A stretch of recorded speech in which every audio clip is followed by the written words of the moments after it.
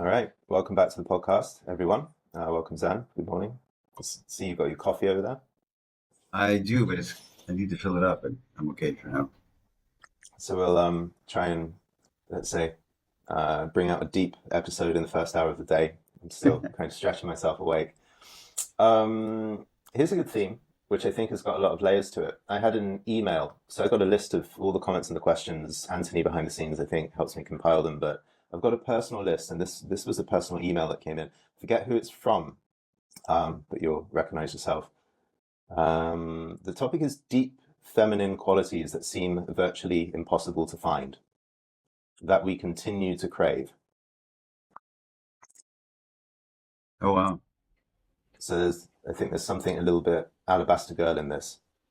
And the person that wrote this in actually sent me a link.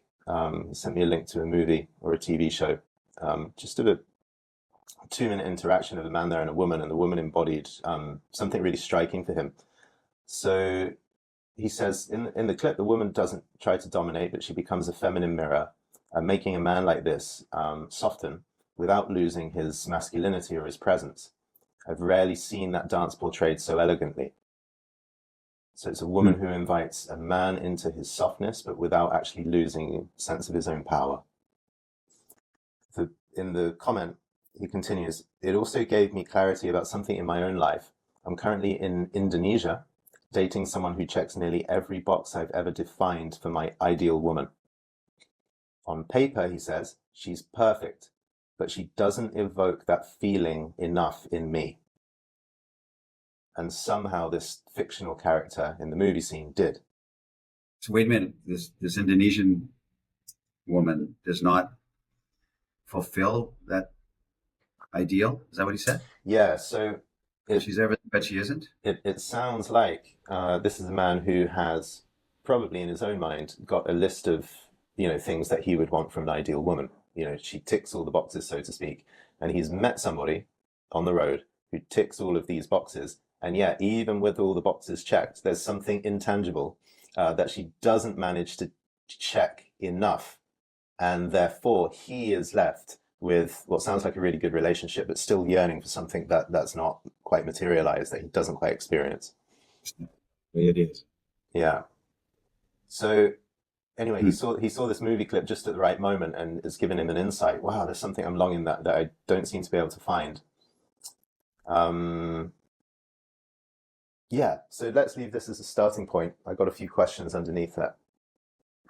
What's interesting, um, chasing this archetypal ideal of the feminine, and we all we run into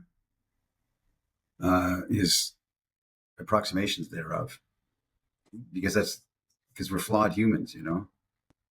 Anybody can look at their wife or their husband and say, here's ticks all these boxes, but this is something that I would really wish to rearrange.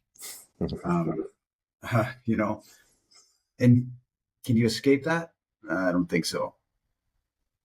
So how do you, I mean, it sounds like it's not a deal killer for this guy. Didn't sound like it, right?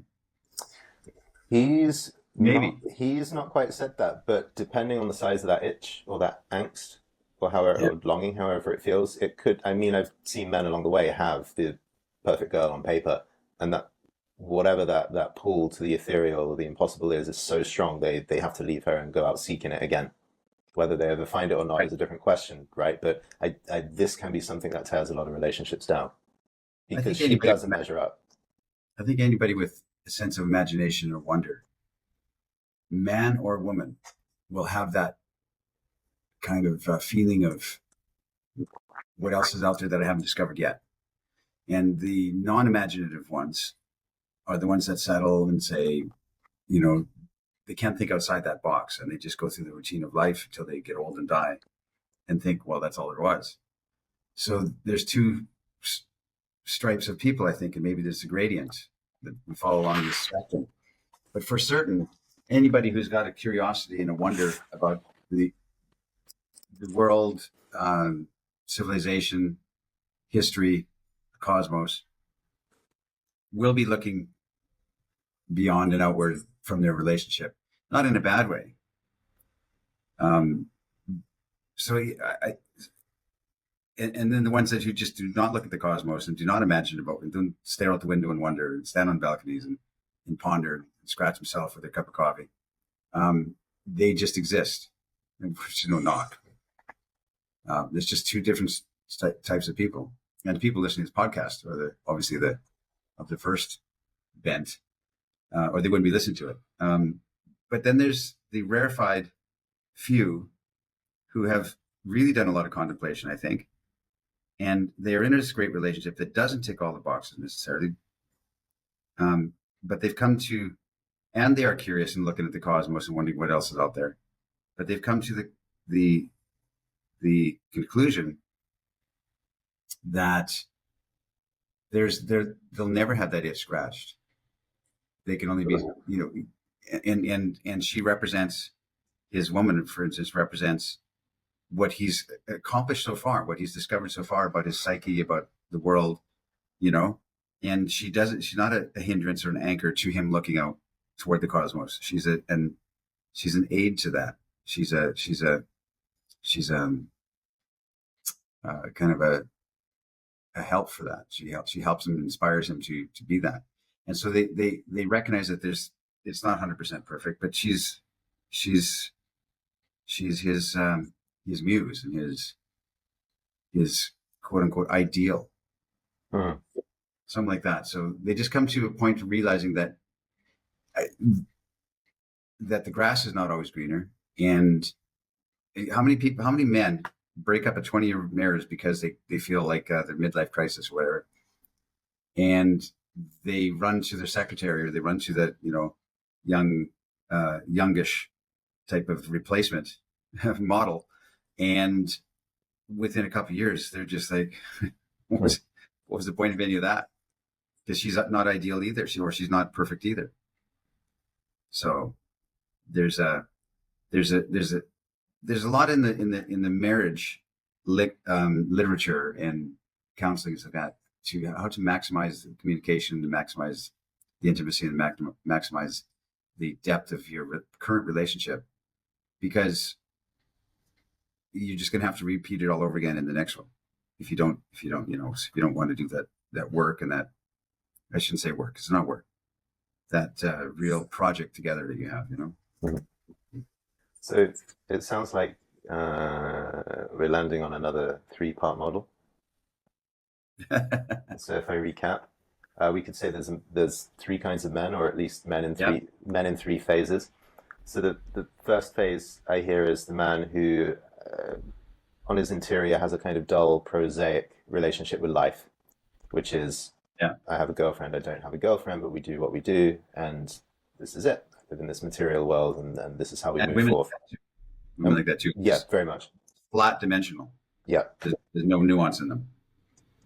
So then we have the kind of second kind of man, or the second phase, you might say, which is the man with the imagination very much on, which is definitely what we're reading here from the person that wrote to me, is the man with the imagination on, and with the imagination on all the ideas and longings that there can be an ideal out there, which makes for a rich internal life, fills you with curiosity and wonder, as you say. But then the negative side of this might be, well, the imagination is able to dream up such wonderful ideals that material life never actually matches up to what you sense is possible. Right.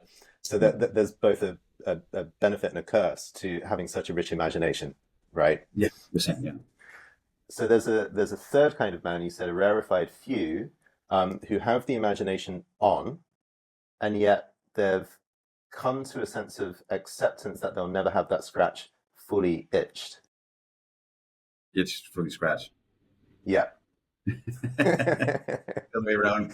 I mean, I'm trying to capture a lot of stuff here. Yeah, exactly. The itch scratched. Well, yeah. So I really do think that, can you transition from that first category to the second category? Maybe, yeah. If you get shocked in your system and you get maybe thrown into a jungle or something and have to survive on your wits for 30 days, you come out there with more wide open eyes, I think. I've seen it done. I've seen people with an atrophied imagination come through that and develop a very rich one numerous times. But somehow it's a weird switch because you have to be living a life that you know is kind of prosaic, and then have the will to have an imagination which you don't Oh, already have. it's something else. It's a crisis, a shock to your system because you know you're in this sleepwalking mode, and then you realize I need something more than that. Something happens, something circumstantially happens. You get a disease or something traumatic happens that wakes you up and makes you take stock. So something has to hit, and then and then they can transition into like, wait a minute, what I've been the last 30 years I've not been thinking. Okay, yeah. Yeah, so something's got to catalyst it, We've had trigger. we've had many men like this pass through actually, and it has typically Their been the divorce. divorce is a huge one. They lose something they thought was solid. They're plodding along, going about their job, and you know, they're making their plans to buy the next acquisition or, you know, human life, just what we do for life in the Western world. And then a divorce hits them that they didn't see coming, or a disease shockingly hits them. Yeah. Now you take stock because you're colliding with life, and something hits you. Yeah. So let me go back to the third category, which is the rarefied few. Right. Yes. So you have a number of men and women who do have an imagination, who do have this yearning or sense that there is something more out there, and therefore they go seeking through the world of women, the world of men, looking for an ideal kind of relationship that's going to satisfy them on all these levels. And then there's a rarefied few who have figured out that they will never quite have the extent of what they can imagine. So by you saying this, are you saying that you therefore give up the ghost of the alabaster girl and stop Um, seeking this? no, I'm not. Sorry, finish your question. No, I'm I not did. saying that because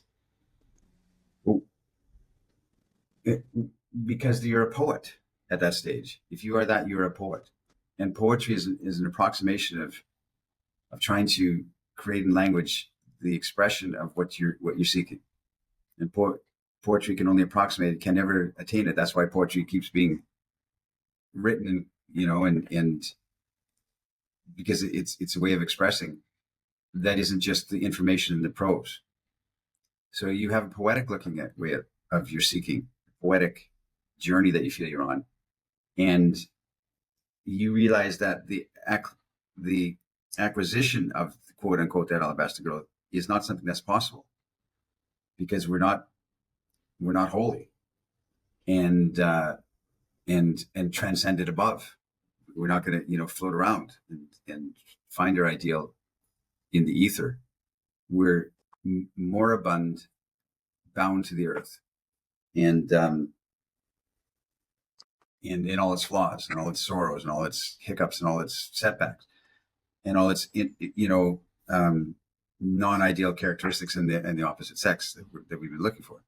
So the alabaster girl journey is a poetic way of expressing that you're seeking that ideal uh, that you'll never attain. And people say, "Well, I found my alabaster girl." Okay, I get it, but it's Plato's shapes and forms. It's like there's the ideal idea of a chair, and all other chairs are approximations of it in the real space. Hmm. And it's just the alabaster girl. And it's an abstract concept, and a lot of guys say, "Well, that doesn't make a lot of sense," and you could say it another way. And yeah, that's probably true. It's the way I look at it.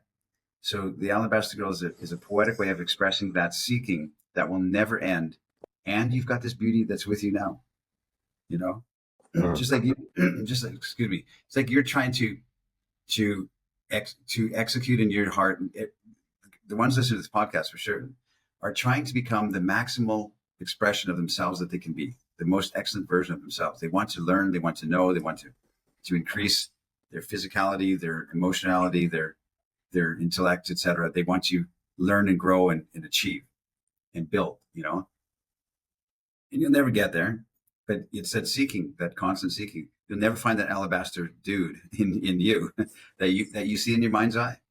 You'll never acquire that, but you sure are on the journey toward it, and the journey is what counts. Hmm. And it's poetry. It's your poet if you have this kind of concept.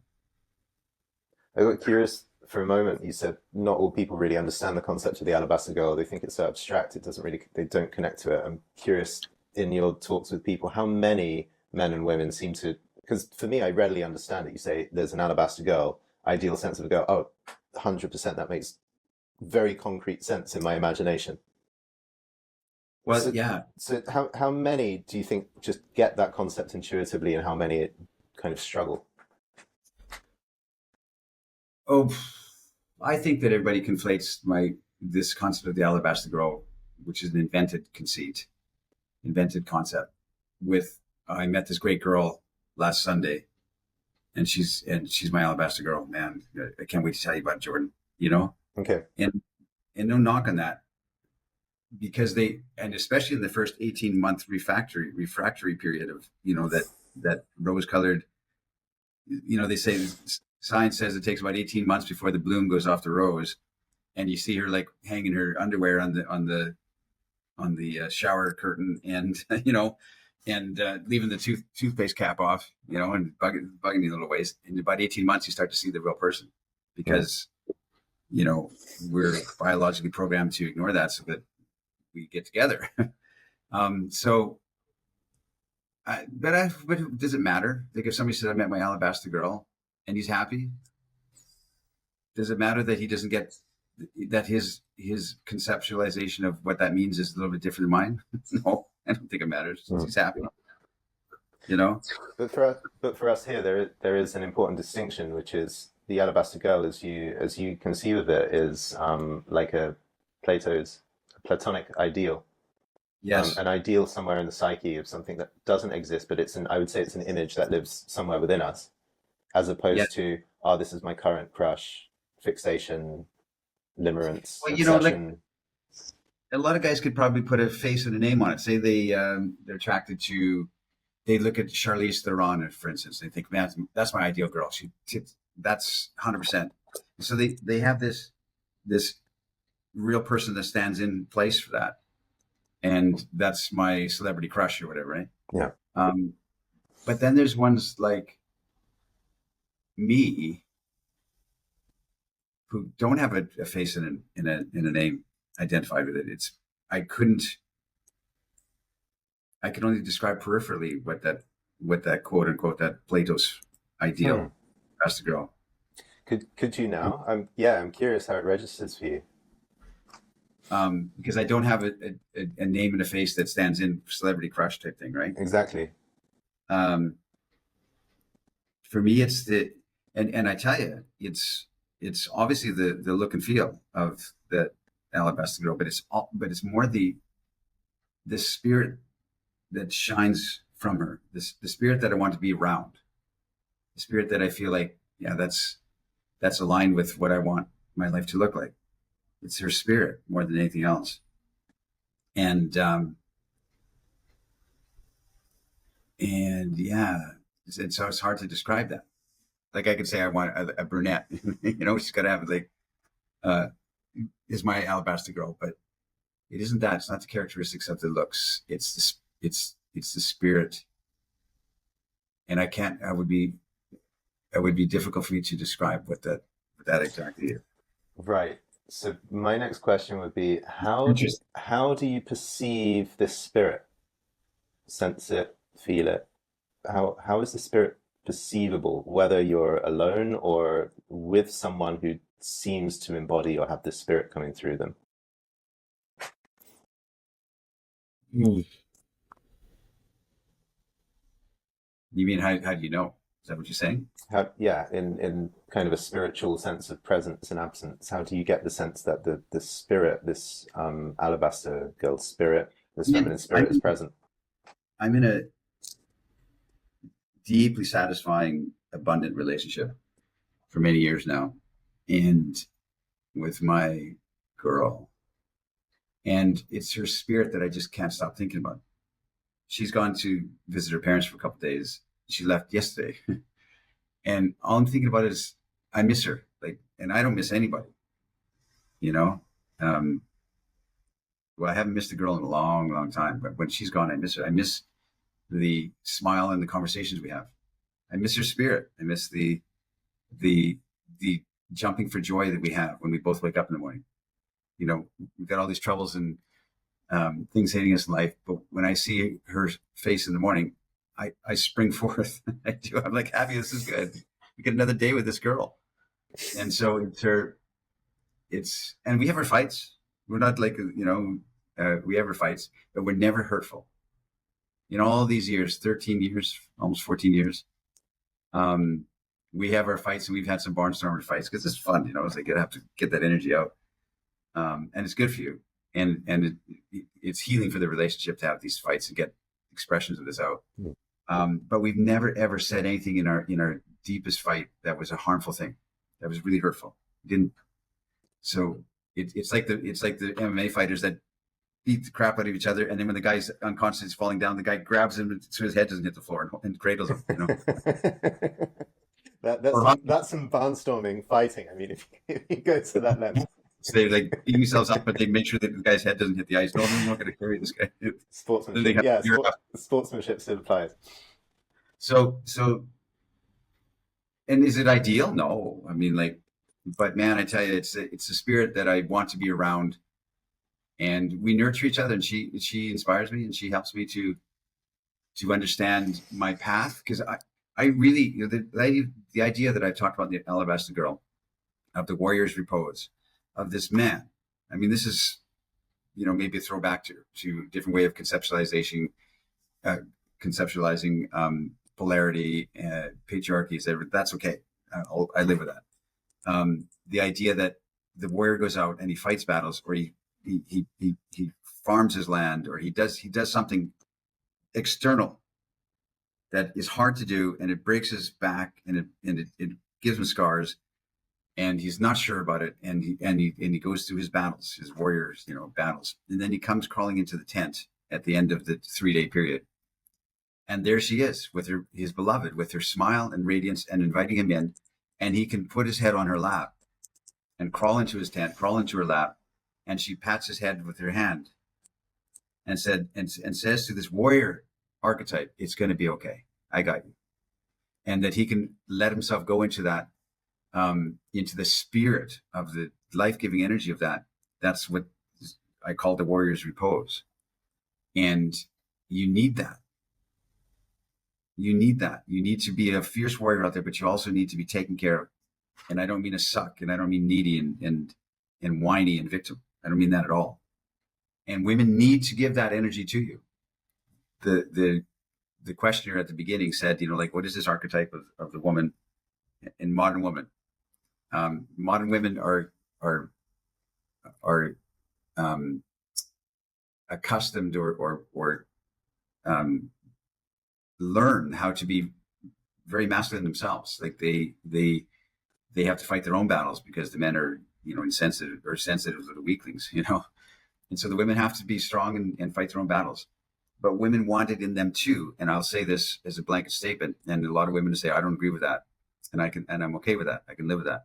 The idea that innate in the heart of the feminine grace spirit is that they want to be that nurturer and powerful in their own right. But they want to be able to take care of their warrior. So, yeah. I'll just comment on that last bit. One of the biggest, possibly leaps of faith, but leaps that turned into a clear reality for me, was taking on the concept that you said that the feminine nature is a life-giving nature, and she aches and longs to be able to give life and nurturance and give her love into the world. That didn't seem apparent to me in the first year that I met you, but has proved so in consecutive years, moments, relationships since. Oh yeah, there is something innate in her heart that wants to give and nourish and nurture and give that. And seeing this facet of the spirit of the feminine has resolved, I would say, all of my doubts about, am I worthy of love? Am I going to have love? Am I going to have a meaningful relationship? Because I see that built into the fabric of women or the universe is this quality that's waiting to love me, if only I show up in a way that can call that in. Yes. So that's put 90% of my seeking, doubting, worrying mind to rest, that this is actually the reality we live in, rather than the how do I say, survival of the fittest, last man standing, Hmm. performance rich. I mean, that reality doesn't not exist. There is something in that reality too, but we don't just live in a performance pyramid world where I get the best woman because I perform the best, and I win through meritocracy, my piece of the social food chain, like my piece of biological survival. There's a different reality that saved me from virtually all my anguish on the topic. What's interesting is I think you recognize that our clientele, the men who were drawn to the Ars Morta message the last 20, 25 years or so, is shifting in their desire. There's our the men that accumulate around what we're doing are seeking that meaningful relationship as opposed to how to maximize their ability to get girls. They're seeking they've tried and experienced that kind of thing, and they are the ones who really gravitate towards our message, for instance, right? Are really trying to find that real clear, abundant sense of having a relationship with an inspiring muse and beauty that they adore. That's who listens to this podcast. Yeah. I'm pretty certain. I would say with the men that are coming my way, the typical, we said this in another episode, but the typical desire is I want one final summer where I really play around and I know that I've got what it takes, and then I'm ready to hunker down for the autumn and the winter and onwards. That's funny. Let me just trace back because there's been a lot of beautiful things said, especially the sense of seeing the spirit or perceiving the spirit, this particular spirit of the Alabaster girl.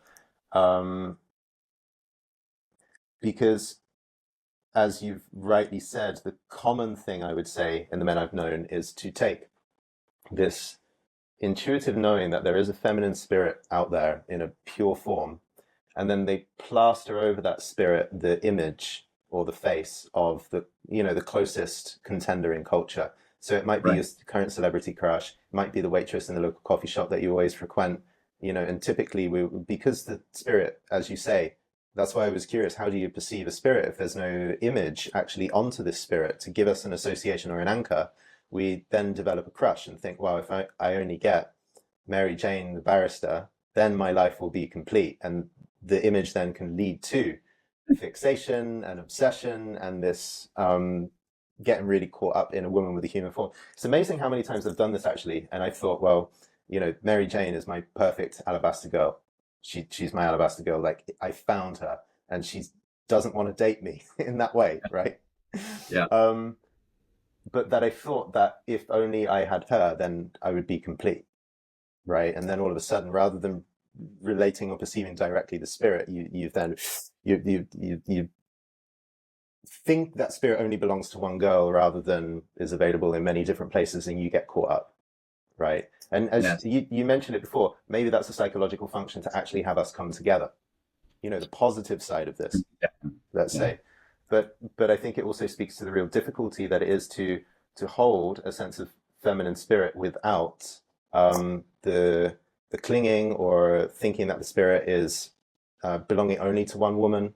Like what a difficult task I think it is to actually perceive the feminine spirit free of association of that spirit with one woman. Well, the cliche self-help counsel is that you have to be all right with yourself before you can be all right with another. You have to have a good relationship with yourself, which it's real. Because how unfair is it to... So there's a big noise here. Something with a big motor going by. How unfair is it to pin that responsibility onto the other, onto your significant other, to say that my happiness depends on you. My sense of forward momentum depends on you. And I think we do that. Men and women both do that in their relationships because they have no center of gravity. They have no sense of calm assurance that no matter how nervous and broken they feel, that they're at least on the path. They're sincere. And so we don't have this assurance that we're trying, at least in our hearts. And we get a girl that starts to date us and really likes us. and we get this euphoric feel of, wow, I finally got this. And then we attach to that an obligation to her to continue to be that, that ideal that we've mysticized in our mind that isn't real. And then when, like I said, when the 18 months or whatever goes away, we see the real girl, and we blame her. We blame her for our, or him, for our not living up to that ideal anymore, and not giving me the obligation that I expect from you, the entitled thing that I have from you, which is to continue to make me happy and continue to fulfill me. And so you have to have that internally. You have to be your own sense of the warriors, the warrior's repose. The warrior has to go out there and have his own battle with himself to be able to do something productive out in the world, and to fight these battles, and to hunt and create this external thing that helps him with his home and his community. But he doesn't, and he has a need to crawl into her lap and be taken care of. But his battery source comes from himself. Mm-hmm. You understand what I'm saying? We can't dump this responsibility onto her and then blame her and say that you failed to live up to the obligations of this relationship or this marriage. Yeah. And vice versa. So, like saying, when we met, I conflated your face with my inner concept of the Alabaster girl, and I was happy for 1.5 years. And now you're not living up to my ideals and my expectations of who I believed you were. Now I see that you're an actual normal person, and that's changed. That's quite irritating. Yeah, but it's not that you changed; it's that I was blind while the hormones were rushing, and now it wears off, and I'm disappointed with what I've got. Yeah, you just nailed it. That's exactly what it is. We think, and women do this magnificently. You've changed. You're not the same as you were. I still like pickleball, and I still like to hang out with my friends. Yeah, nothing. You never hang out with me. You're always going with your friends. I always did that. But yeah. So I'm hearing that there is a generosity, and there is a sobriety with this, let's say, phase 3 man, the rarefied few, who gets to be long term, 5, 10, 15 years plus, with his Alabaster girl or his partner, his wife, and still find the spirit in her, even though there are all these human things that are like, oof, that's not my platonic ideal quite. And yet I still manage to see half the day and more, and in my reverie, that there is a spirit that is abundantly coming through you, which is satisfying. Right. Yeah. It's got to come from an internal. You have to have an internal source of fire. And sorry, I just want to hammer that, because which is a seeking energy, curiosity energy. It doesn't mean you're fully confident or fully aware or sublime or enlightened. It's just that you have to have that driving force internally, and then the others around you will augment that. Yeah, your significant other will augment that, as opposed to being the source of all of your potential future happiness. What a thing to put on someone. This is a super interesting topic. I'm just writing this down in big capitals and underlining. I think this is for another episode. The internal, and to have an internal source of fire, to become the source of your own happiness and have a driving force internally. Yeah. Right. So typical thing is, I don't feel that fire 100%. If only I had this kind of woman, then the fire would be on. And therefore you use her to complete what feels not fully on in your own system. But let's also not denigrate that euphoric feeling. I mean, it's a wonderful thing to fall in love and to dream. And so we shouldn't say, get your head out of the clouds and it's why not be a dreamer, and have that dreamy, but behind it realize that we're all flawed and life is broken, but enjoy that and not knock somebody else that's in the euphoric feeling of falling in love and met his dream girl and he's all excited. How can we knock that and say, whoa, okay, wait a minute. So I wanted to ask you a question about spirit. You said you see in her, or you perceive the feminine spirit, and it might be in your partner, or it might be the spirit of an ideal. I'm thinking we have a lot of listeners who are rational men, very rational. Yeah. And what they might be wondering, and what I'm wondering is, when you say you see the feminine spirit come through a woman in a way that is, you know, beautiful, like an ideal, is this spirit that you see real or is it imagined? Oh, uh, Is I it? think it's two things. It's in the eye of the beholder, and it's also inherent in the object. In other words, she I think it's a combination of her having this innate curiosity spirit too, and love of life spirit that you're drawn to her because of that, and the way you look at her, and the way you approach your relationship, and the way you address her, and the way you have conversations with her, that elicit this spirit from her. It's and vice versa. So if you are consciously trying to seek out that feminine, uh, graceful side of her in the way you talk to her, compliment her, approach her, walk hand in hand with her, there's something here that opens up to that. So it's a combination of you trying to pull it out of her and her having innate love of life already. So if you have someone who's really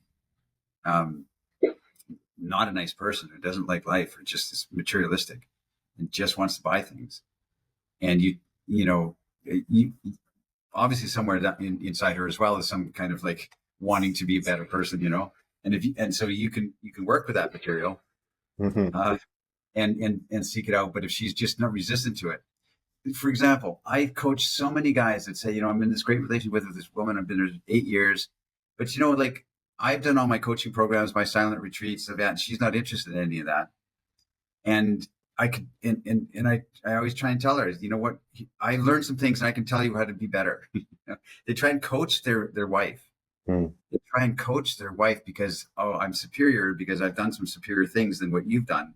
And now I can help you. And they try to be this self-help person or this counselor for their wife when it's not bidden, it's not asked for, it's not invited. It's the worst thing you can do. Try and coach your wife.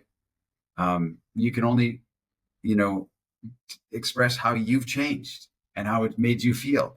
And maybe she will want to be drawn into that. And she asks you questions about it and says, how can I be more? Since you asked, I have a wonderful idea. I can help you, that sort of thing. But when it's not asked for, and guys say, well, I go to the gym all the time. And my wife doesn't go to the gym, and she's a perfect wife and her kids are great. But I want her to go to the gym. You can't beat that into her. You can't suggest that into her because she will resent you. She's got to come to her own conclusions in life and be drawn to it, and then ask for an invitation or ask you to, how, can you help me, or can you advise me how I can do this too? But you can't say, what, you should go to the gym. You can't do it. Even if she wants to go to the gym and wants to get in shape, it's something that it's not invited by her, and it's a hammer that you're using, a self-help hammer. Mm. And you might be right. She needs to go to the gym. Like, get off her ass and go to the gym. You're right, but it's fraught with danger to try and approach her as a coach or a mentor when she doesn't want it from you. She will leave you. It's amazing the number of men that I've met that are with a woman. It's not quite the example you gave, but are with a woman and they're determined to try and draw the feminine spirit out of her. They're convinced it's there. They're trying to evoke it out, and yet she's 99% kind of crusted over in this material reality, actually not thinking with spirit or imagination at all. And he's just like, I want to pull it out. I want to pull it out. Like, his Sisyphean task is to try and draw spirit out of a woman. It's like, really doesn't have a lot of access to it, or Exactly. it's a difficult one. Okay, so you're saying that this feminine spirit is both real, as in is a quality that is kind of open and coming through her, but is also a thing that you have to be able to see in order to evoke it, dance with it, augment it, etc. Okay. I think it's a combination of both. It's your responsibility to make things happen. It's your responsibility to create the type of relationship that you want to be in. And guys say, well, what about her? Yeah, I get it. But let's talk about you. What can you do in life? How do you maximize? I remember when I was a kid, I heard this preacher talk about this Polynesian island or something like that. and they would, if you wanted to marry a young man wanted to marry a young woman in this tribe, they had to give cows, and the more cows you gave, the more beautiful young women would take more cows. They could cost more cows to buy from the father, right? And there's this one girl who is like not attractive, not desired, hair in her face, dirty, poverty, peasant, and no one wanted her. And this young man came along and he says, you know what? The highest price ever paid for a woman is 20 cows on this island that in living memory. I'm going to offer 30 cows to the father. So he offered 30 cows for this unwanted girl. This preacher told the story. I remember it. I'm saying it wrong, but 30 cows for this young woman. No, 10 cows. It was like 10 cows was the highest that had ever been paid. And the whole island was abuzz with, how could he possibly do that? This is crazy. And he offered 10 cows and he got his young wife. And 6 months later, she was radiant and going to collect water with the other women. And she was gorgeous and she was shiny and her eyes and face were beautiful. And everybody's like, what happened? What happened? What did you do? What did you do? He said, well, what am I supposed to do? She's a 10 cow wife. I didn't do anything. She's a 10 cow wife.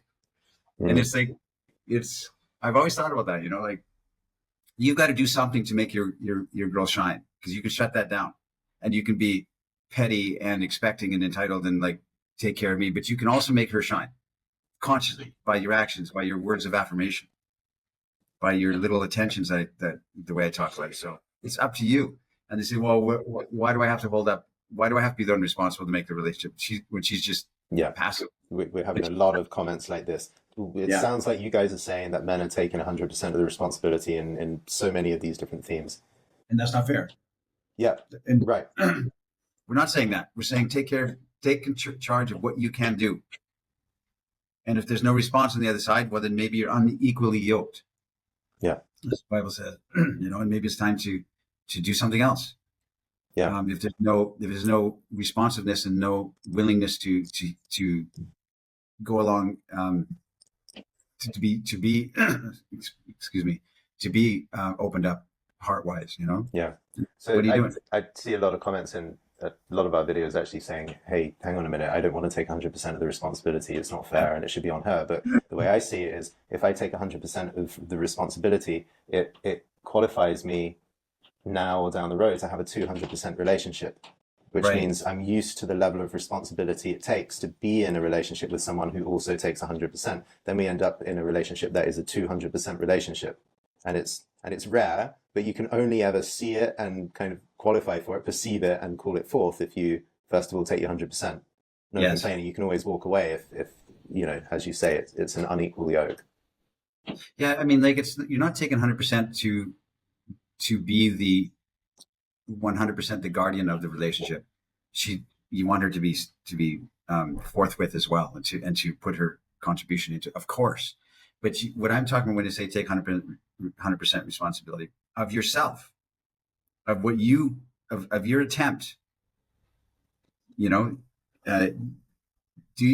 100% responsibility of trying to maximize the spirit of the relationship, to feed and water the relationship, to nurture the relationship, to be empathetic and open and communicative and listening to her as best you can. And if it isn't received or reciprocated, well, then what are you doing?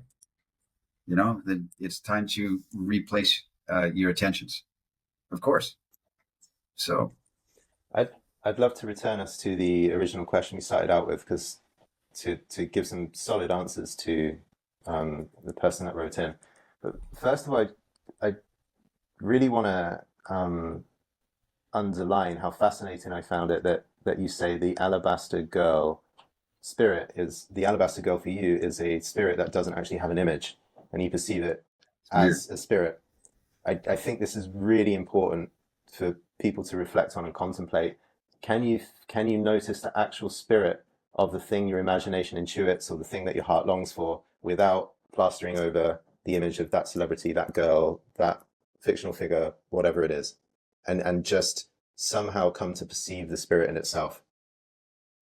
It's interesting, man. I think, by doing that, you start to open up a new level in this conversation. or a new level in your own internal conversation. It strikes me as really fundamental. Well, they talked about in the Alabaster Girl the 4 stages a man goes through in his love for women. Excuse me, my voice is scratchy. Where he starts out and he falls in love with the first one, and it's his first love, and it's the only one he wants, and it's his Alabaster Girl ideal. And then it breaks. His heart gets broken. He's never had his heart broken, and he's shocked. I thought that was true love. And the idea of true love failed me. I thought it was true love. And then he starts to date. So his ideal Alabaster Girl image is that one person. It's manifested in her. That falls apart. He starts to date, and now I'm just making this up. Now his image of the Alabaster Girl might be a celebrity crush. He's trying to find. He's dating 5 or 10 or 20 women. Short-term relationships, for instance, 4-year relationship. Trying to find that ideal that is Monica Bellucci, or whatever he sees in his mind that is his ideal woman. And then if he continues that path, he continues the seeking. He starts to be really in love with the idea of the feminine itself and what the feminine spirit. So then his archetypal Alabaster Girl image becomes maybe faceless. Okay.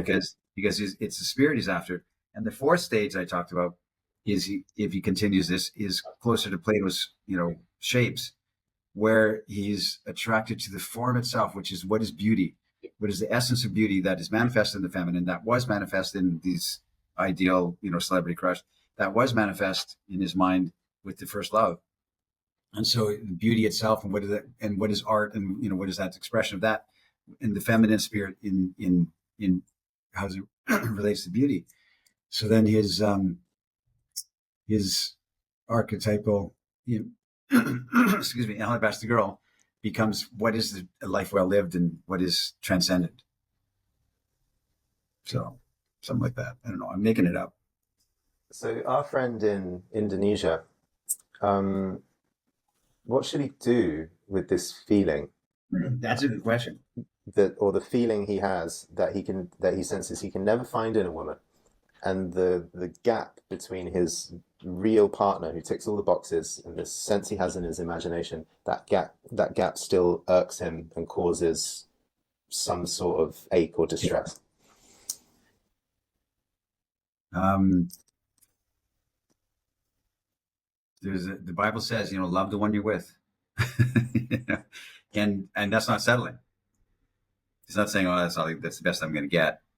I think that if he just kind of has a poetic approach to this desire in this outward expression of him wanting this ideal and wanting more, that he can really wrap his arms around his lovely girl, recognize that he's never going to find everything that is 100%, but she's pretty damn close.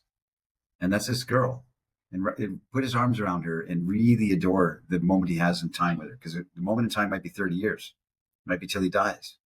It might be a year and it's ended. But he's got her now. And she's in his life now. And she's his beloved now. And wrap your arms around that. Because it's a moment in time, And you're not going to find it. You're going to find a different relationship. If this ends, you're not going to find the same one over again. You find something that has different characteristics. And you think, I'm glad that relationship ended because now I've got this wonderful relationship. And then that one ends. You think, okay, well, that one ended, but now I got this one. And I think love the one you're with. Like, wrap your arms around her. You got this greatness, and be that expression of trying to maximize her beauty in your eyes. That's a cool thing. Beauty needs a witness. Be that guy to her, and she'll be a 10-cow wife. Make her a 10-cow wife. Yeah. So one of the questions I've written down is, well, first of all, my belief, like the reason I'm having this conversation with you and with the Amorati, my belief is whoever we're with, we cannot escape the need to go through a psycho-spiritual investigation, a philosophical inquiry about who we are and how we love and what woman or the feminine means to us. Like, this is unavoidable, because if we don't do that, then we are like a ping pong ball just going from experience to experience, never really improving the quality of it. So I think that the things that we're laying out on the table today, they're unavoidable for your own inner contemplation. But then on the outside, thinking about this woman in Indonesia, the question is, well, does she evoke enough other feelings in you to make your whole relationship worthwhile? Or does she lack so much that you have to move on, right? Even though she won't scratch this maybe divine ideal itch that you have, is there in the material world enough for you here Exactly. to be like, you are the one that I'm with right now, you are someone I can love, actually, and I have to come to terms with the discrepancy that I feel within my own soul. But in this material life, you're enough for me to be a very good partner that I want to extend this moment with. Yeah, and you can share that curiosity of that wonderment that you have with her. Make her your partner in crime. You know, you share it with her, like, hey, you know. So this, yeah. Just laughing because in any other realm this might be a bit of a taboo conversation, but turning towards your actual partner and saying, you know what, there's a sublime spirit of a woman that I sense is out there, and I'm curious about that, what it is. You know, this sense of idealized woman, the sense of alabaster girl, and it sometimes it's you, but I wonder, do you have an alabaster dude? You know, how many cows am I from 1 to 10 on your alabaster dude scale, right? Like, it's like, you know, a couple watching porn together to see what's missing actually in their erotic life, but you're talking about the couple turning together and saying, what's missing in your spiritual romantic imagination in this relation, and can we actually, you know, have a conversation about that land of wonder? And I mean, that's a strange and novel concept to me, to have that kind of conversation. Because the poetic expression of what you're missing is not just the feminine, it's also the masculine. And it's also, like I said, an artful life that you're seeking. So you that's the spectrum you share with her. I'm trying to understand my path forward, our path together in relationship, my relationship to the masculine, myself, and relationship to the feminine ideal. So you don't just dump it all in, like, what I'm missing in my life, my my whole sojourn is this feminine ideal, and you're kind of it now and then, but not always, because it's something bigger than that. It's like not just that. It's a difficult thing to make land in a good way. Oh my god! I knew as soon as I said that there's going to open up this. Like when I said you should share it with her. Oh, wait a minute. Yeah, I'd have to think long and hard about how. You know, but these things come up, actually. You know, conversation has a great way of throwing these things up without, you know, us having to instigate the whole thing with an agenda, right? Right, that's right. That's funny. Well, interesting topic, man. Yeah, great conversation today. I think it's one of my favorite episodes. That's nice. For sure. And there's more I could say, and there's more I could ask. I might leave it for another time, and then invite you who've been watching, who've been listening to this, to let us know some of your experiences or questions, or how this whole territory of the ideal or idealized woman, or the comparative disappointment of real women compared to your idea, you know, however this plays out in you, let us know, and I'll take some time to look through those comments, and I'd like to come back and add a bit more onto this, because I think reflecting on today's talk, if you get into a good relationship with all of these concepts as we've discussed, I think this is the internal path towards having a great, satisfying long-term relationship. 100%. I think so too. Yeah, because not addressing these fixations or this dogma or this real concrete sense that the ideal exists, I just have to carry on and try and find her somewhere, you know, onward travel, can be the most destructive, never-ending trap, actually. That's right. You know, and I say this as a traveler who went from, you know, every country that's famous, every city that's famous for having beautiful women, just going with my backpack from one to the next, seeing what's out there, and it's a journey without any destination, actually, that you can lose yourself in perpetually. Yeah, that's an interesting topic. We should explore it more. I like it, and we have been exploring it for years, but because it's a big question on the minds of men, for certain. Is there any question that you're left with after this today? No, just how I'm going to write about it. How I want to capture this somehow. Yeah, that's it for me. Right. Well, we'll be back next week. But if you would like to hear more, make sure you're receiving the newsletter. Yeah, we've got some changes coming down the pipe that we're going to start announcing. So reach out to us if you're interested in some of these changes or being connected with us, because we're working on some cool stuff. Yeah. All right. See you next time. Thanks, Jordan.